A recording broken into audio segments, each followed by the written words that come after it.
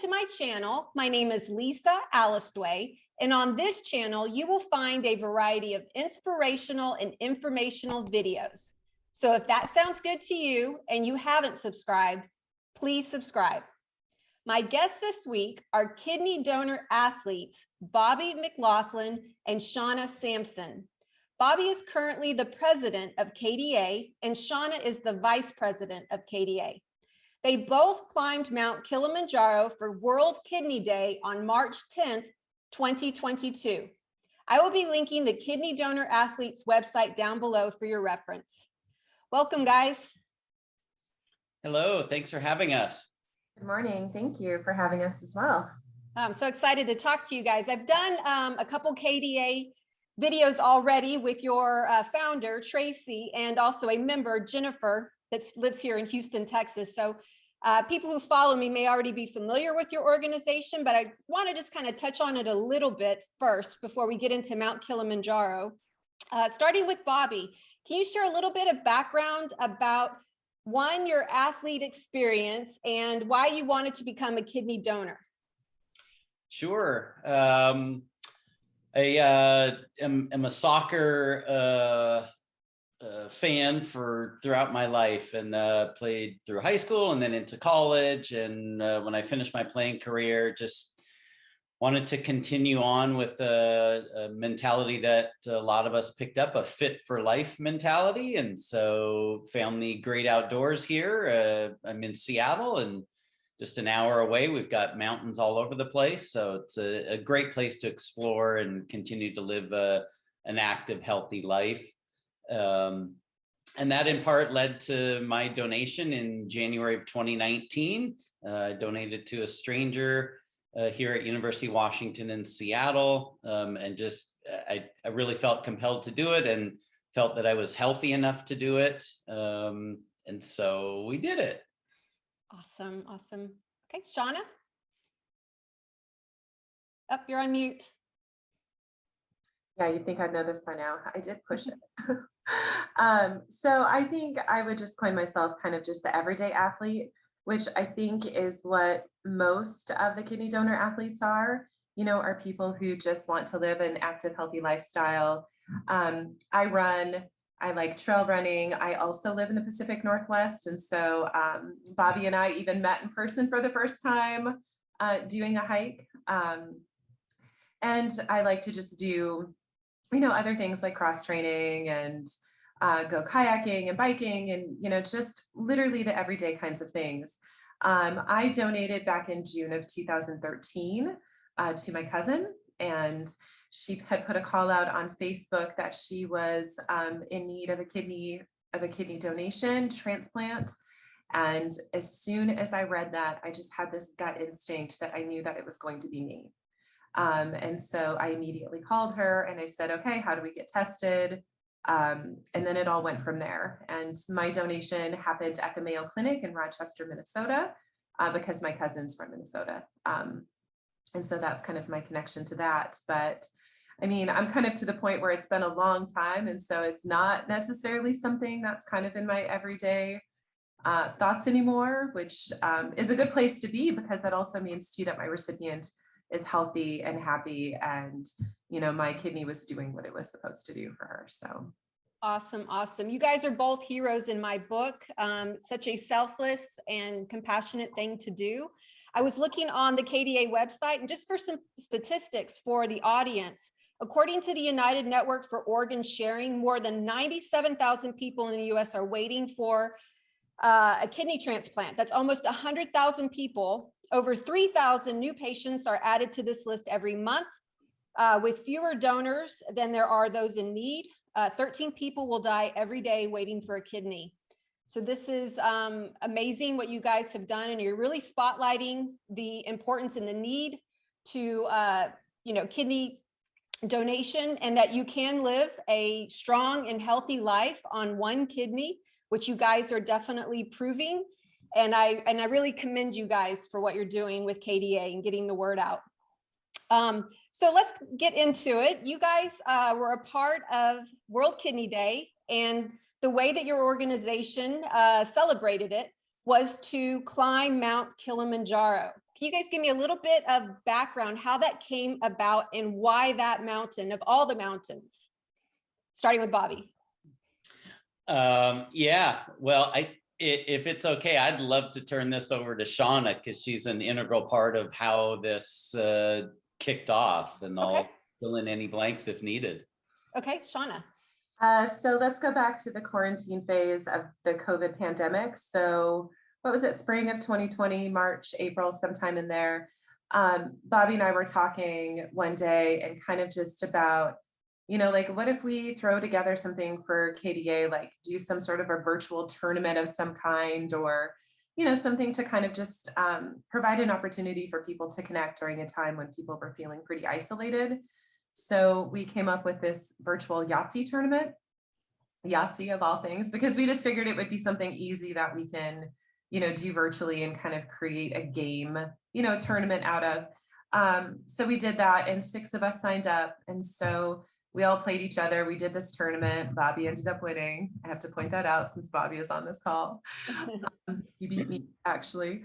And so we were just having a happy hour call, just to connect as friends. And I had commented, I was a finalist for a scholarship to climb Mount Kilimanjaro. And I found out that day that I didn't get it. And I just brought that up. And so I said the word Kilimanjaro, and then another KDA, Sarah, said, oh, my husband and I were going to go climb Kili on our 10th anniversary. So it just kind of kept snowballing and turned into like, hey, wouldn't it be fun if we went and climbed Mount Kilimanjaro together? And at that moment, it was really just kind of this small group. And then we just kept talking. And then it was like, oh, let's bring this to the board. Maybe, kind of a bigger small group of us will do this. And then it just kept growing and growing and literally just turned into the One Kidney Climb. So our little, pandemic Yahtzee tournament, turned into this big, beautiful thing, I think. Okay. So did I miss something, Bobby? No, that's awesome. And there ended up being 24 of us to go on the climb. And I think, like Shawna said, it was just an opportunity for us to try to draw people together to connect within our community, and that act of trying to connect with others now has kind of really like exploded to connect people around the country and in different parts of the world about what the mission of KDA is and what we were trying to show with this trip. So just sometimes you just never know. You take the first step and take the second step, and sometimes you come up with something pretty magical like we did. Awesome. Awesome. So for the audience that don't know, Mount Kilimanjaro is 19,000 feet plus change. So it's definitely one of the major mountains in the world, and it is located in Africa. So this is no simple task to take on. So I want to ask, I know all of you guys are athletes to begin with, but how did you train and prepare for such a feat? Starting with Shawna. I don't know that. Well, I mean, I'm kind of a nerd, so I created a spreadsheet and had all my workouts mapped out for quite a long period of time. But I just focused on, for quite a while, time on feet and some cross training, just to try to get some really good, to just beef up my general fitness. Especially it was post-pandemic, and I think a lot of people my motivation was kind of up and down for a period of time. So I really needed to focus on kind of rebuilding a really good base. And so I did that. And then, the last couple of months, I really just focused on time on trail. I stopped running on trails. I started hiking, and here I was snowshoeing. And then kind of towards the end, it was more like ice hiking. I think a lot of people can identify with that, but, just spending a lot of time hiking. I intentionally slowed myself down because poli, which is slow, was something that we were told over and over again, is that we were going to be hiking slow. So that's why there was no more running. Even my hikes, I made myself go slow so that I would kind of be mentally prepared a little more for going slower, which I think was challenging for some people kind of at the beginning. like when the weather was bad, I found a great set of stairs. I'd go run stairs, try to get as much uphill as you can. Um, and really just kind of focus on those types of things. So how about you, Bobby? Yeah, I feel really fortunate living an hour away from mountains here. So on a given day, there's a peak that you can get 4,000 feet of gain, which is a pretty significant day. And it's an hour away. So I just count myself as very fortunate and really grateful to have these hills nearby. And it's a place I like to go to get away from technology and computers and be out in nature and get all the good tidings that nature provides. And I think Shawna and I are fortunate. There's other people in our group who had to spend a lot of time on treadmills and manufacturing different ways because they lived in areas that didn't have anything in terms of elevation opportunities. So being in the Pacific Northwest, a huge bonus for both of us. Yes, yes. So you guys had a level of fitness to begin with, and I'm just curious, what was like your longest workouts, your longest day? Was it like 8 hours on your feet? And also, did you carry your backpack when you worked out? So you got used to the weight. Bobby, starting with you. Yeah, I've gone about my fitness in a different way.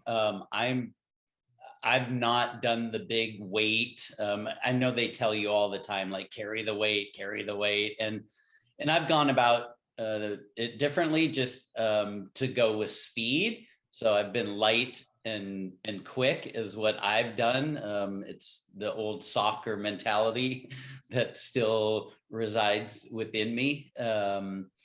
And I found that that's translated extremely well to training that I've done for other events and whatnot. So I did not carry much weight. And I knew on Kili that we would just have our day packs. And so the weight wasn't going to necessarily be a huge component to things. So that's how I went about things. Okay. Shawna? Yeah, I think maybe one of my longest days of hiking for training was maybe like 6 hours. And I carried a pack, but it was mostly so that I had water on me and some layers, because it was winter here. But I didn't load mine up to be heavier the way that some other people did, kind of like what Bobby was saying. I was just carrying, the basics of things that I would have carried anyways. And it wasn't too heavy. And because I felt like too, like Bobby said, like we knew that we were only going to have day packs, with some layers and water. And so I think part of why they say to load it up is maybe just because it'll help you increase your fitness, like more weight is more load on your body. So, probably help you increase your fitness. But I mean, I'm going to admit that I did not even look at their workout plan. We were provided a plan by our company. I didn't look at it because I feel like I've trained for other things in the past and I know what works for me. And I think a lot of us kind of did that same thing, is what works for you. Like if you set a goal, like what it takes for you physically and mentally to reach it, and I think it's a good tool for people who maybe didn't have some of that experience or just didn't want to have to create their own plans too. So, but yeah, I kind of just did what I did. Awesome. Awesome. So did you guys in your preparation do any visualizations, like you maybe watch some videos of people hiking Mount Kilimanjaro, or maybe you interviewed and talked to people that have done the hike? How did you prepare your mind for this, Bobby? I intentionally did not watch videos. I wanted to experience it firsthand through my experience. I had two friends that had invited me previously to climb Kili, and it was at a time in my life where I couldn't make that work. And so I had some information about that, and certainly working with Donovan and Carrie at Embark, our guiding company, they gave us some general guidelines and whatnot. But yeah, for the most part, it was, just go out and spend time on the trails and look forward to what was coming. So. I had a very, very similar approach to Bobby. I kind of refused to look at pictures and watch videos because I wanted to have that experience in my mind as it was, and not have some kind of preconceived notion or even visuals of what it was going to be like. I kind of laugh. We got to a place called the Barranco Wall, and everybody talked about it and they were excited about it and they knew about it. And I'm thinking in my head, I'm like, what is that? I don't even know what it is, because I didn't go there because I kind of just wanted to stay in the moment and experience it firsthand. So, and I think though too, in terms of just preparing mentally, I think if you just know you're going to do this, like we knew it was going to be 8 days. We knew that, they were going to be potentially long days. You're going to be outside, you can run into weather, all of those things. So I think if you can just kind of mentally prepare for that ahead of time, that's what I did. And I feel like it was good. So. Okay. And so what were the conversations before the trip with regards to risk assessment? Because you are dealing with elevation and altitude and weather. What did y'all talk about with regards to that? And what were some of the mitigation tactics in place for the risks? Starting with Shawna. I think the biggest one for Kilimanjaro is just the altitude. And I personally took altitude medication. And I've done some research about that, and it was one of the kind of recommendations as a way to mitigate some of the risk of elevation and it affecting you and potentially stopping your climb. And so I started taking it. It worked really, really well for me. So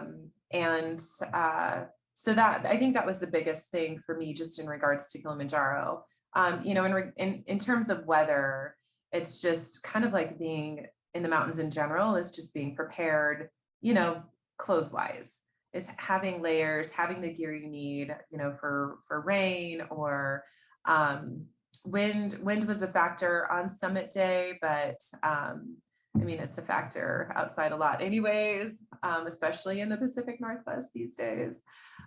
So for me, it was altitude, and I took medication for it. So, okay. And I think half of our group probably ended up taking Diamox. Yeah. And I think we were given, a lot of good guidance from Embark of, kind of what to expect, the length of the days, the elevation gain on the days, how we on certain days would hike high and sleep lower to help acclimate, and the benefits of taking medication for the altitude, and then leaving it up to people's, personal choice for how that fit for them. But I think we went in very well prepared. They did a great job in describing to us what we were going to see and what we might need to, have a really enjoyable and successful outing. Okay. We had a couple Zoom calls ahead of time, like as an entire group with the guide company, where they would go over some things, and we had lots of opportunity to ask questions, and things like that. So I think that was really helpful in regards to preparation as well. Okay, so you had a guide company. Was that like Sherpas? Like, how many people were with you on this trip? Yeah, when you go climb Kili, it's a requirement to have a guide company, and so we did our due diligence and selected the company that we chose. They had a support crew of roughly 110 people, porters and cooks and toilet crew, guides, assistant guides, a very well-oiled machine that we'd wake up in the morning and they'd bring us hot water or coffee or tea to our tent, and all the meals, and when a meal was done and it was time to move up the mountain, we packed up our big bag, which they carried, and we just took our day pack and went out to enjoy our day, as they then ran by us later, shouting happy, happy, and all kinds of uplifting comments to go set up camp before we arrived. So it's a pretty amazing setup that these companies have. Awesome. Anything to add, Shawna? No. Okay, so just curious, how much does that cost, and what was the waiting list, and do you need like a permit to hike Mount Kilimanjaro? Yeah, you do need a permit, and that's part of the fee to the company. And all companies are operating in the same way, that they go secure these permits as part of their fees. And so in general, it's, between $3,000, $3,500 to go climb, depending on the route you take, which can impact how many days you're on the mountain. They have shorter routes and longer routes. And the route we took, the Lemosho route, is one that allows you over 6.5 days to acclimate. And it's a higher success rate for summits. That's the route that we went with this. Okay. Anything to add, Shawna? No. Okay, very cool. So let's talk about the days of the event. So you said it was 8 days of climbing. So can you kind of break down day one and then kind of how that looked for you, starting with Shawna? Wow, I'm gonna have to go through my memory here. So day one was when we left Moshi. Moshi is the town, the biggest town, if you will, kind of at the base of Kilimanjaro. And by base, I mean it's a few hours away. And so we, gathered at our hotel, packed everything up, loaded into buses, and headed towards the mountain. And by the time we got there, we were at the gate at the start of the climb, and we had lunch. And as this giant group, I think it was our first taste of what it was going to be like, because like there was this giant spread that I don't think we had really imagined it was going to be maybe the way that it was, and that it continued to be the entire trip. It's our chance to kind of meet our guide a little bit and watch everybody too, like all the porters start to take off and head up the trail. And the first day of the hike, I think it was, I can't remember how many miles it was. The elevation gain was probably about 1,800 feet or so, but it was all in the jungle. So we were walking and just looking at all of these new to us plants and trees, and there were monkeys and, just things like that. So it was just a really kind of fun experience. And our first camp, we arrived to camp for the first time. Everything was set up, all of our tents were set up, and it was really just a taste of what was to come. I felt like, and every single detail was attended to. I think in a way that I hadn't even imagined that it would be. And I don't even know if I knew what I thought I imagined. But it certainly exceeded any expectations that I did have, I guess. But so that was day one for you. What was day one like for you, Bobby? Yeah, day one for me was really exciting. We'd done a ton of planning for this. And like Shawna said, we loaded up the buses and left Moshi for the drive to the gate. And along the way, you can see Kili, and there's all this positive energy on the bus. And we were in 2 buses to transport our groups there. And just genuine excitement, and arriving at the gate, and watching the process of all the porters unloading our bus. And like Shawna said, our first meal on the mountain, we're like, oh my word, like this is going to be just super amazing. And it was really cool. We were eating lunch, and the porters left ahead of us, carrying our gear. And so there were rounds of applause from our climbers for all these porters, and beginning this bond between complete strangers, which now to me feels like family. It feels like we're part of their family, and they're definitely part of our KDA family and our experience in a way that I'm not sure we really knew was coming. We were going to go climb this mountain and share this advocacy message, but it was so much more than that. The interactions with these amazing Tanzanian people. So just seeing that and participating in that firsthand is something that I'll remember the rest of my life. Awesome. Awesome. So you covered 2,000 feet on your first day. And how cold were you? Were you all bundled up yet? Or what was the weather like? And how sore were you after the first day? So going into the second day, what was it like for you, Shawna? It was warm that first day because we were in the jungle. You know, this is in the southern hemisphere. It's pretty close to the equator. It was warm. You know, sleeping that night in our tents was warm. I felt like, you know, you wake up in the morning, it might have had just a tinge of chill in the air. I don't really remember like a lot of just every single detail anymore. It's amazing how quickly that goes. But I wasn't cold for a while into the trip. You know, even though I think that first night we slept at close to about 10,000 feet, you know, we just kept going up from there. It was a lot warmer in general than I had thought it was going to be. I was prepared for colder, but then again, we were also coming from winter. And so, you know, I think just everything in my mind about being outside still was stuck in winter. But I feel like if anything, I was slightly over prepared for the cold, which, you know, is what it is. But yeah, I was warm. It was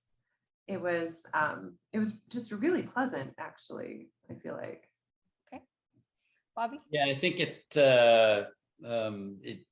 felt like you know, a beautiful summer day going for a walk with all this excitement. There's some people on our trip that had some serious injuries coming in. And so I don't want to say that they didn't feel that while they were going, but for most of us, just like the excitement of it and walking through the jungle and seeing animals and just having these high energy vibes, you know, all of a sudden we know we're at camp and it's like, oh my gosh, the tents are set up and oh, dinner's going to be ready for us at 7. Like, how cool is that? And just high energy meals and just really cool. And then excited to go to bed, and we got a briefing each night of what the next day would be like. And in general, until summit night, most of the days were fairly similar. Like, we're on our feet 5 to 6 hours. We're moving 4 to 6 miles a day. We're maybe gaining 1,500 feet a day, something like that, 1,500 to 2,000 feet a day. And there's a couple days where it's a little bit different, but getting the briefing, getting into the rhythm. Again, they set a really nice tone on day one for us to get in the cadence and the rhythm of what was to come for the next day.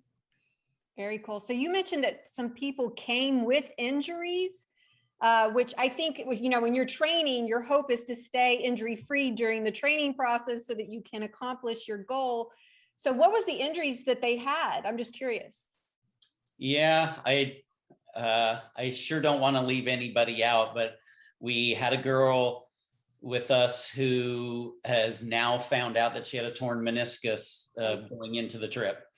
And she knew that she had a knee injury going in, and she had talked to her physician, and they had, you know, agreed that she could go do this without much more damage to what it was going to be. And it's just a matter of managing that. Wow.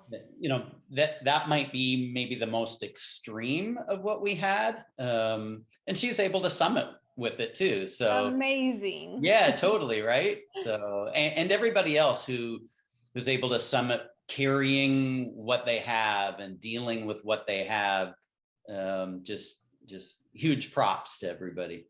Okay, so you mentioned that you did an elevation gain of about 1,500 a day, hiked 5-6 hours a day for the 8 days. So let's kind of fast forward, you know, through some of these days. And as we get closer to summit day, What was the feelings like at camp, Shawna? I think camp started pretty exciting, that like that first night, it was just this, it felt like this really magical thing. And that continued through the whole trip. But I think that we kind of all fell into a rhythm of, you get to camp, you set up our tents are already set up, but like you have to set up your sleeping pad and your sleeping bag, like create your own like little living space in it, and you get your meals and do things. And so you kind of, I felt like, fell into a rhythm every day, even though our locations differed. I think to me, the biggest change every single day was literally the geography, right? Because we went through like 5 different climate type of zones. And so the landscape changed every day. I remember the first time we actually saw Kili, because we didn't the first day because we were in trees, we were in the jungle. And then, the second day we're at dinner and it was cloudy. And then all of a sudden our dining staff were like, wait for this. And they unzipped the other end of our dining tent and they pulled it back. And there she was, like right in front of us. And it was just this really, really magical moment that kind of just took your breath away, because I think it was, for me, it felt like this first realization that like, oh my gosh, we're here. There she is. This is what we're doing. Just because we finally saw it from that perspective. But yeah, for me, the big difference every day was just geography and the type of climate zone and, all the different plants and the landscape varied so much on the mountain that's really what stood out. We had one day where it was more of an acclimatization day where we went up to 15,000 feet. I think we started at about 12. We went up to 15, then came down to 13 or something like that. It was just to go up high and then to come back down for sleeping again. And that was really, the start, I feel like, of trying to, like, the real acclimatization was really kind of happening at that point. Because I think there were a lot of people on the trip that hadn't been above 14,000 feet. So that felt like a really big day. But yeah, I mean, the excitement at camp was still there, and people talking in the tents and the relationships that were forming and the relationships that we were kind of creating with the Embark team, with the porters and all the staff and our guides. And I mean, there was a lot of talking on the trail.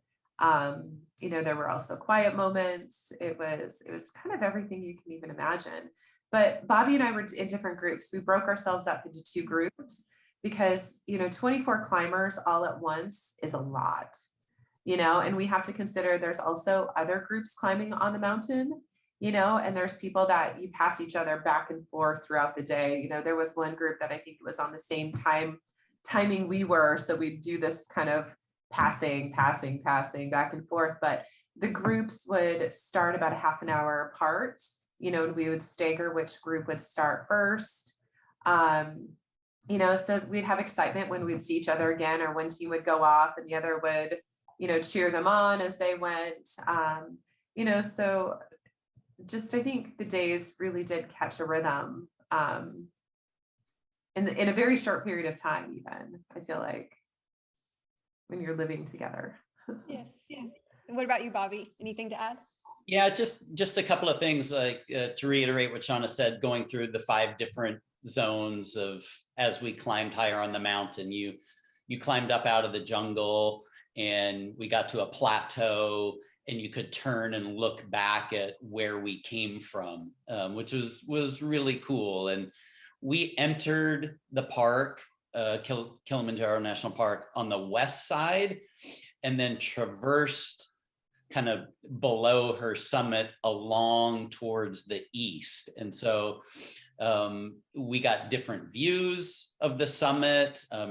And certainly day by day, we got closer, and you could tell, like, we're getting closer. You could see, tongues of glaciers hanging down and frozen waterfalls. And so that it was really cool each day when you could get a glimpse of the summit before the afternoon clouds came in, to just see, like, yeah, we're getting closer. And the other thing that was really awesome is this relationship between us and the Embark crew.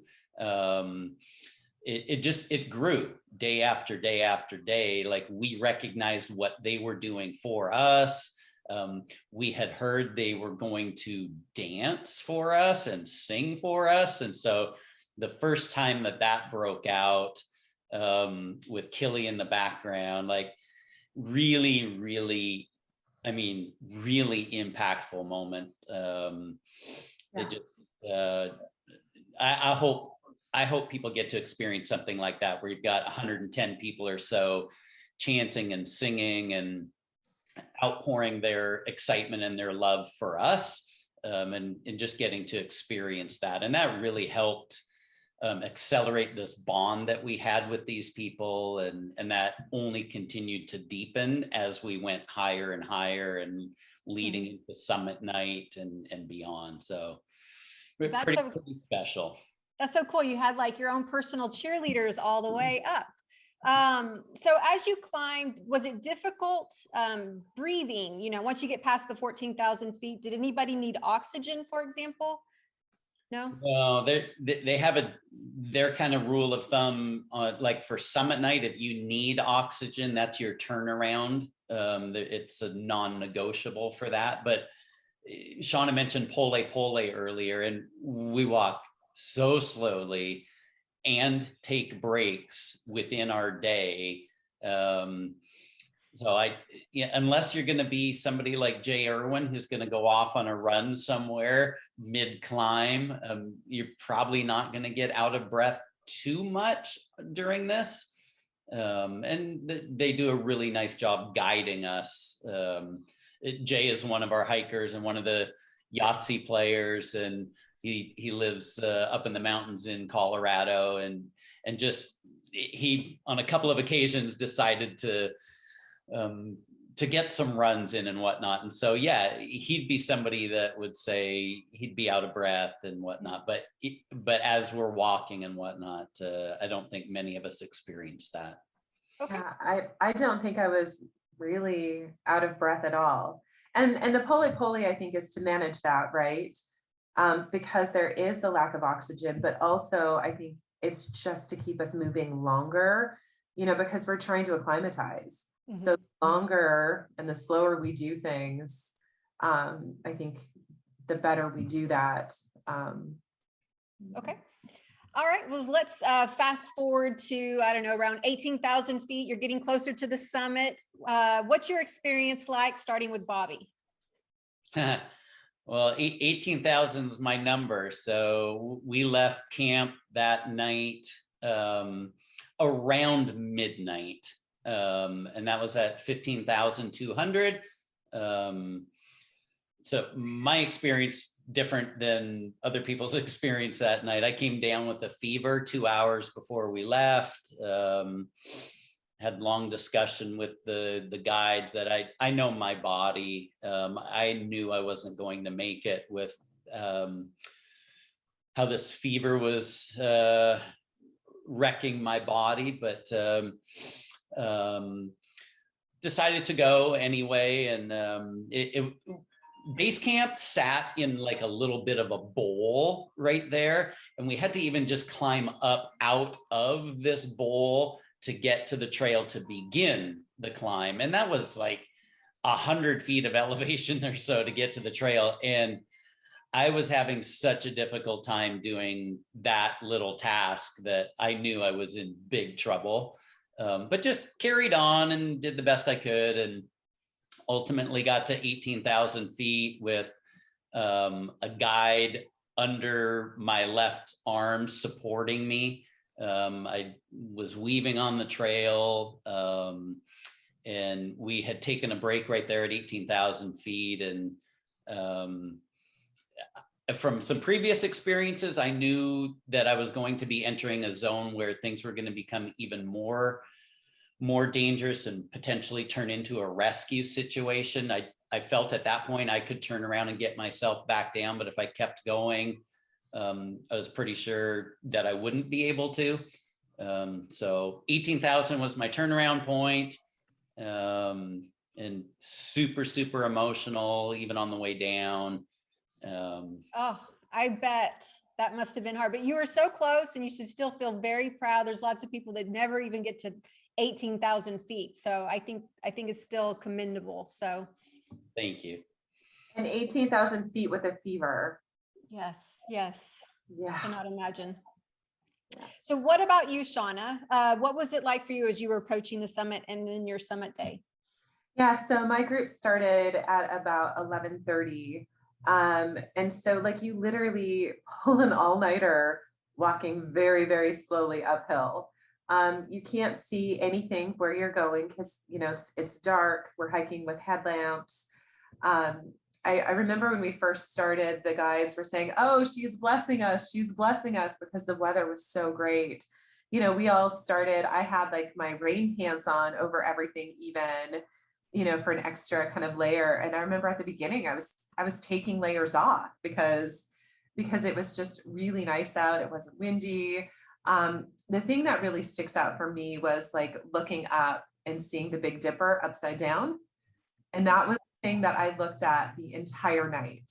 I kind of just felt like this kind of guiding beacon, if you will, because we couldn't see the summit, right? It was dark. We could see some hikers ahead of us because we could see headlamps, you know, up, but we didn't really know like where they were, you know, kind of in relation to the summit. But halfway through, the wind starts and it was really, really windy. And it was getting cold and it was still nighttime, you know, and Donovan, one of the owners of Embark was in my group. And I remember him saying, you know, the hours from like 4 to 5 are real tough. I think it was 4 to 5. And it was, I mean, just because you'd been hiking for hours already and we were cold, for me, it wasn't like physically taxing. It was just, you hit this point of like, are we going to get there? And it's still dark. And, you know, it's just that 1 hour. And I remember somebody saying we were close to, so there's kind of a pre-summit, if you will. It's a place called Stella Point. And once you get up there, it's at about 19,000-ish feet. And there's like a big sign, it's a big thing. And then the actual summit, you know, is only a couple hundred feet, maybe not even a half a mile. And it's pretty flat and it's wide. And, you know, you're not scrambling over any kind of rocks or anything. But, you know, our goal was to try to get to Stella Point by sunrise. And just below Summit Point, somebody said, it's starting, like basically the sunrise is starting to happen. And like, if you like making it to sunrise, you know, was the end of an all-nighter. And we did make it to Stella Point. And so we could turn around and just watch the sky change colors, you know, and which was really, really magical. And we had to wait at Stella Point for a little bit. So some of our guides actually carried tea for us. So we're sitting at Stella Point, like, but in this like intense wind, it was cold, you know, like our faces were freezing. I had gotten a cold kind of mid journey. So I couldn't cover my face because then I couldn't breathe. And so like my face was cold, my hands were cold, but like standing up at Stella Point, drinking tea, watching the sunrise, kind of having this initial celebration with people that like, because we knew like if you make it to Stella Point, you're obviously summiting, right? Because we could literally see the summit, we could see that sign. And so just kind of having that initial celebration was pretty magical as the sun was coming up. I think for me, that's the thing that stands out even more than the summit. But in regards to it being physically taxing, I think it was like, it didn't feel physically taxing for me because I was also on altitude meds. So I didn't really feel the effects of altitude at all. I think it was just that middle of the night when it's just, you're just getting hit by the wind and you're kind of like, all right, like, let's get to the next stage of this. Like, we need to see the sun come up or something, you know, in those wee hours, it loses the initial magic of hiking by headlamp. You're like, okay, ready for the next. But awesome. So there was 24 of y'all that started out, and I think I read only 22 summited. So I know, who was the other person that didn't summit? Is that right? 22 kidney donor athletes that climbed. Okay. There were 2 kind of plus ones, if you will. Oh, okay. There were Gotcha. kind of 3 because we had a videographer with us as well. So 20 of the 22 kidney donor athletes summited. We had one gal with us that struggled with altitude pretty much the entire time. Okay. And she, in my mind, like really wins the inspiration award. I mean, this woman dug deep every single day, fighting like this extreme nausea every day. Total rock star. She was showing up in a way that a lot of us didn't really have to, like kind of fight that physically. And she didn't summit. She went to base camp. Like that was her summit for her trip, really, was making it that far because she was just so sick the entire time. And I think the beautiful thing about this human being is just how gracious she was and still excited. Like I don't know that I would have been able to be that gracious personally, but so she didn't. And then poor Bobby was sick. Yes. So I still think it's so amazing you guys did this with one kidney, which is super inspirational, just to show everybody out there with two kidneys. Here's people doing it with one kidney. So you make it to the top, you celebrate, but now you have to go down the mountain. So let's just, briefly talk about what that was like. How sore were you when you got to the bottom of the mountain, and then some of your recovery that you had to go through after this climb, starting with Bobby. I did not have an enjoyable time. This fever had gotten the best of me. We came back down to our camp at roughly 15,000 feet, and kind of the game plan is grab a bite to eat, grab an hour or two nap, and then we had to descend in the neighborhood. Well, from the summit down to our next camp where we're going is roughly 9,000 feet down, which is a big day. That is a big day. I don't care who you are, what you're doing, like dropping 9,000 feet in a day is a big day. That's like dropping down into the Grand Canyon for visuals. Yeah, for sure. And then some. Yeah. Mm-hmm. I was not doing well.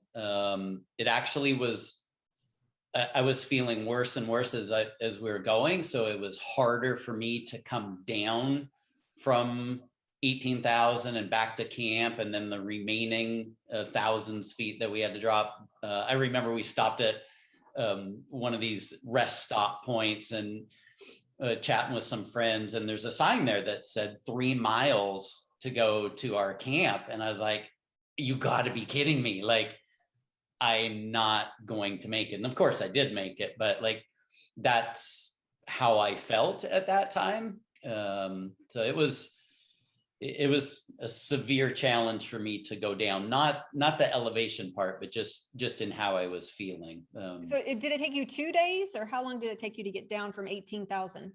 No, we came down that day. Oh, yeah, wow. Yeah, it was summit morning was March 10th, and we dropped down to our next camp and spent the night of March 10th at our last night on the mountain before walking out on March 11th. Okay. And you had a fever. Did you feel like passing out at times, like just fatigue? Oh yeah, there was. I've gone through the Grand Canyon before, rim to rim to rim, and twice have bonked out where electrolyte levels are off, and actually had to spend the night down at the bottom of the canyon unplanned in emergency beds. And this was a feeling that was similar to that, where my body was completely depleted. So it was a long walk out. Wow. What about you, Shawna? What was it like for you coming down from the mountain?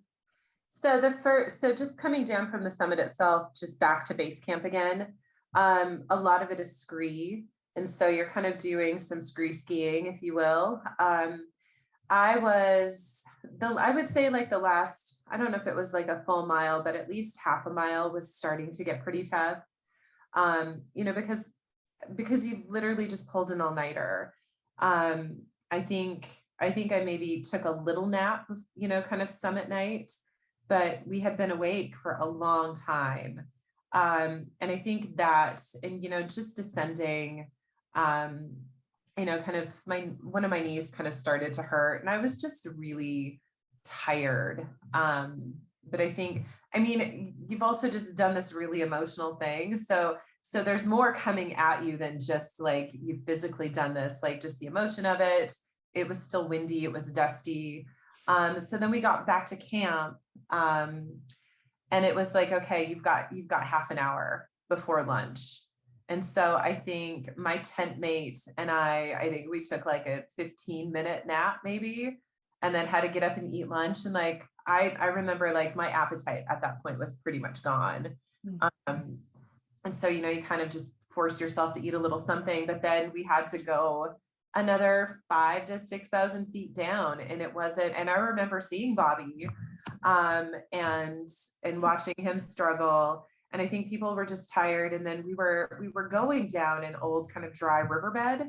And so there was just a lot of rocks. It wasn't just a dirt trail. And so it was just, I felt like it was a time like where it was just like, you just do what you got to do to get to the next camp, and I think that's kind of what people were doing. There were conversations, but I didn't feel quite as jovial for the second hike of the day as some of the other ones, because I think you're just kind of like, oh, let's go get it done. But that's a lot of downhill in a day. I have never, done that much downhill. And I don't know that you can really ever prepare for that. Were your quads burning? Oh yeah. One of my knees was starting to be real unhappy kind of towards the end of the day, but it's just a long day, and it's a lot of down, and down is almost more painful than up. So yeah. So you get down to the bottom, celebrations ensue. What was that like on the celebrating at the bottom of the camp, starting with Bobby? When we broke camp to make our way for our last hike to come to the gate to come out, people were going at different paces, different guides kind of scattered through. And so we didn't walk out together.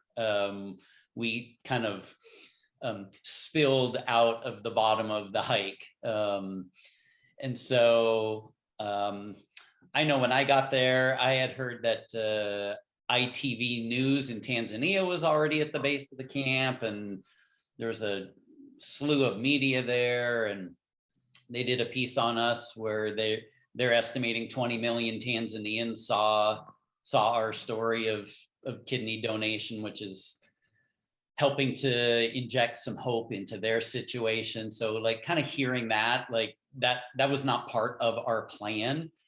So it's a nice little bonus bit of that, but there were family members waiting at the gate there. And so it was just, really cool to see those reunions of people. And once everybody was, down and out, we had this just amazing lunch celebration. It just in a nearby town, right by the base there, which another really emotional experience for all of us, and just time to reflect on like what had taken place over the last 8 days. So pretty impactful. Cool. Anything to add to that, Shawna? I think describing it as spilling out is a really good way to describe it. That is what happened. We did have one gal who took a spill and ended up breaking her wrist on the final day. Like within the last couple miles. How lucky is that?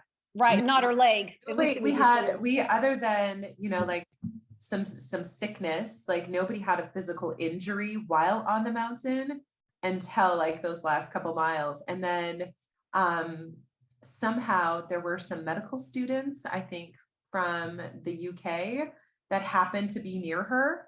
And so they were able to kind of fashion this little splint for her, like with some twigs, and so there was that, and she had to have surgery when she got home. I mean, this woman is tough. But I think for all of us, like this giant group to go through this, and like there not to have been any other types of physical injuries, I think is a pretty good record. but yeah, the celebrating at the bottom was really great, as people kind of came in, and then the party after, wherever we were. I don't even know where we were. It was some little village and a little venue. That was really fun. And it was a really great way to kind of wrap everything up, after those pretty intense 8 days together. But Very cool. So how are you going to top off World Kidney Day, March 10th, 2023? What is KDA going to do next year? Bobby. KDA is talking about that right now. We have to see if it's something that we want to do, and if so, what that might be. And KDA is growing, and there's a lot of factors into where we sit and our vision of where we're going. And so we will see shortly. Awesome. Awesome. So for people who want to take on a monumental athletic goal like this, hiking Mount Kilimanjaro, what would you say are maybe the top 3 tips you would give to somebody for that, starting with Shawna? Top 3. I think the first is be mentally prepared to go slow. You're not going to go quickly, especially if you're in a group. I think also be maybe mentally prepared to be living with people for, a period of time, because it's just a different experience. And I think, and just make sure your general fitness is pretty good. I feel like the preparation I did was good enough. And I don't think that I was one of the ones who went overboard physically preparing for it. I didn't not prepare, but I didn't, just spend all my time training for it. So I think just having a good baseline fitness is good.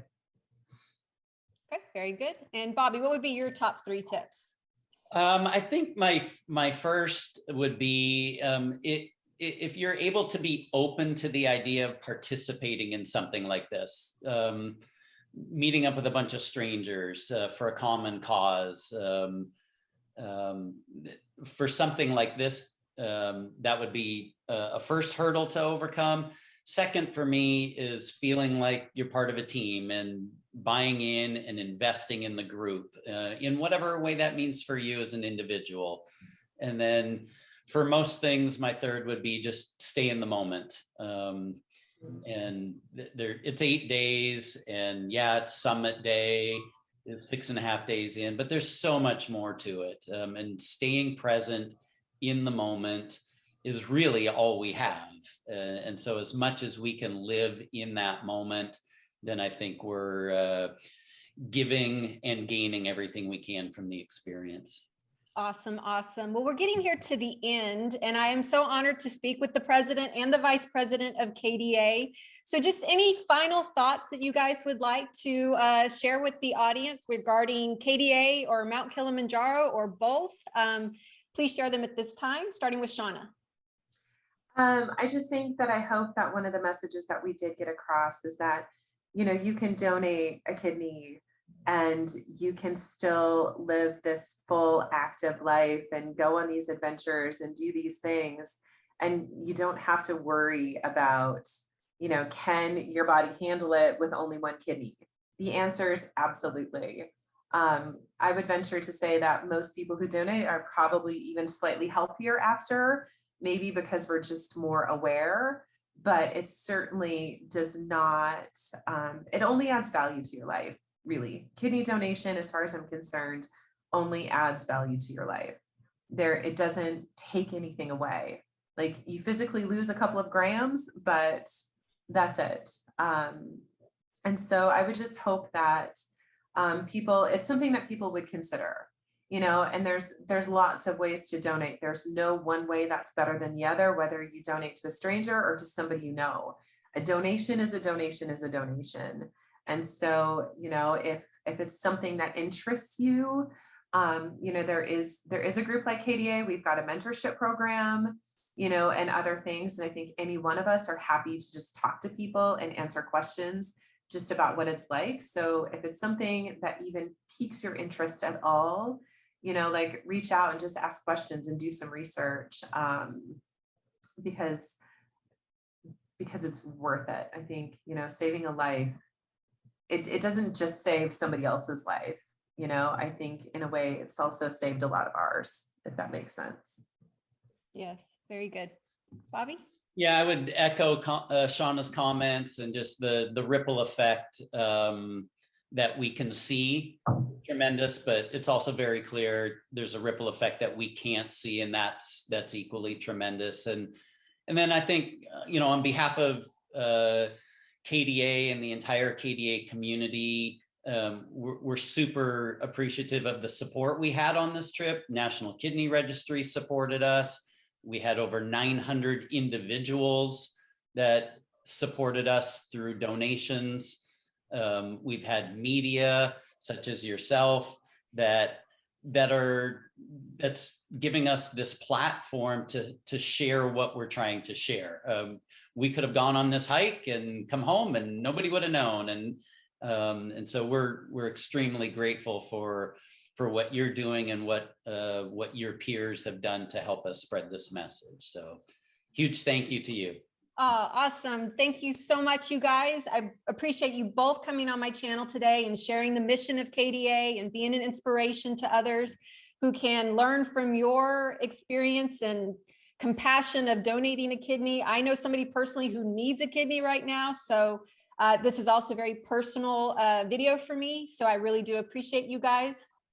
And if you guys like this video, be sure and give it a thumbs up, and don't forget to comment and subscribe and hit the bell to be alerted to when the next video drops.